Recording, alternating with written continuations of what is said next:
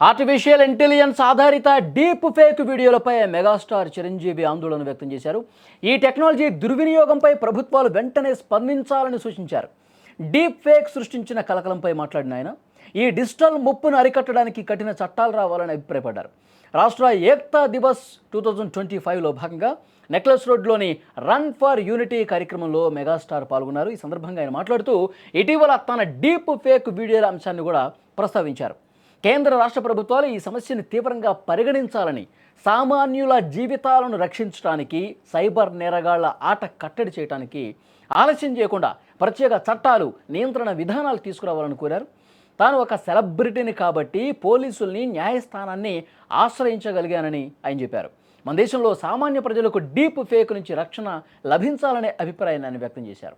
సెలబ్రిటీల కంటే సామాన్యుల జీవితాలపైనే ఈ మార్ఫింగ్ వీడియోల ప్రభావం, గౌరవంపై దెబ్బ చాలా తీవ్రంగా ఉంటుందని ఆయన స్పష్టంగా పేర్కొన్నటువంటి పరిస్థితి మనం చూసాం. మొన్న కూడా ఆయన సిటీ సివిల్ కోర్టును ఆశ్రయించిన పరిస్థితి. ఎందుకంటే డీప్ ఫేక్ వీడియోలు పెట్టి అసలు ఆయన ఫేస్ను పూర్తిగా మార్ఫింగ్ చేసి ఆయన మాట్లాడని విషయాలను కూడా మాట్లాడినట్టు చిత్రీకరించి వీడియోలు పెట్టడం, ఫోటోలు పెట్టడం, తమ ఆర్థిక లబ్ధి చేకూర్చే విధంగా ఆ విధంగా చేస్తూ ఉన్నారు. సో ఇది చాలా నేరంతో కూడుకున్నటువంటి పని. అలాంటి వాళ్లకు కఠినంగా శిక్షించే విధంగా చట్టాలు తీసుకురావాలి. నా పేరు, నా ఫోటోలు, వీడియోలు ఎక్కడా రాకూడదు అంటూ ఆయన కోర్టును ఆశ్రయించిన పరిస్థితి. చిరంజీవి గారికి అనుకూలంగానే కోర్టు కూడా తీర్పిచ్చింది. ఎవరైతే ఆ విధంగా చేశారో వాళ్ళ మీద కఠినంగా శిక్షించాలని పోలీసులకు ఆదేశాలు కూడా ఇచ్చింది. ఇంకా దురదృష్టం ఏంటంటే మెగాస్టార్ లాంటి ఒక పెద్ద సెలబ్రిటీని కొంతమంది పోర్న్ సైట్లో కూడా పెట్టి అసభ్యకరంగా, అశ్లీలంగా వాడుతున్నటువంటి పరిస్థితి ఉంది. నిజంగా ఇది చాలా ఆందోళన కలిగించే విషయం. ఈరోజు కార్యక్రమంలో మెగాస్టార్ చిరంజీవి గారు ఇదే విషయాన్ని ప్రస్తావించారు. నేను సెలబ్రిటీని కాబట్టి ఈరోజు కోర్టుకి వెళ్ళగలిగాను, పోలీసు డీజీపీని కలుస్తున్నాను, సిపి గారిని కలుస్తున్నాను, సజ్జనార్ గారిని. కానీ సామాన్యుల పరిస్థితి ఏంటి? వాళ్ళు విధంగా మానసిక క్షోభ, వ్యధకు గురి కావాల్సిందనా?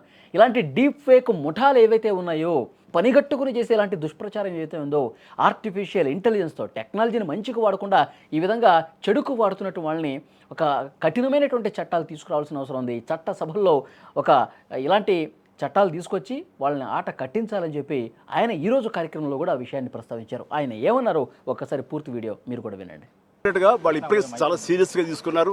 ఈ విషయంలో డైరెక్ట్గా సజ్జనార్ గారు ఆయన ప్రస్తావించారు. Is very serious and definitely ఇది ఒక పెద్ద గొడ్డలి పెట్టు మనకి.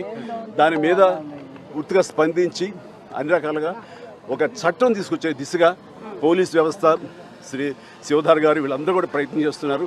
అండ్ డెఫినెట్లీ వాళ్ళ యొక్క అనుకున్నది నెరవేరుతుంది. మంచి వస్తున్నప్పుడు అండి, మంచి జరుగుతున్నప్పుడు మంచితో పాటు చెడు కూడా కుట్టు వస్తుంది. మనం చేయాల్సిన ఫిల్టర్స్ ఏర్పరచుకోవాలి. దానికి మన వ్యవస్థలు ఉన్నాయి. ముఖ్యంగా ప్రధానంగా పోలీస్ వ్యవస్థ ఖచ్చితంగా వాళ్ళు they will do there best to overcome these problems. But we have to welcome the technology, advance technology ఎప్పుడు మనం వెల్కమ్ చేయాలి. ఈ వెల్కమ్ చేసే దాంట్లో బై ప్రోడక్ట్ కొంచెం బ్యాడ్ కూడా వస్తుంది. దాన్ని ఎలా ప్రక్షాళన చేయాలని దాని మీద వాళ్ళు పూర్తి స్థాయి దృష్టి పెట్టారు. దీనికి ప్రభుత్వాలు కూడా సహకరిస్తాయి.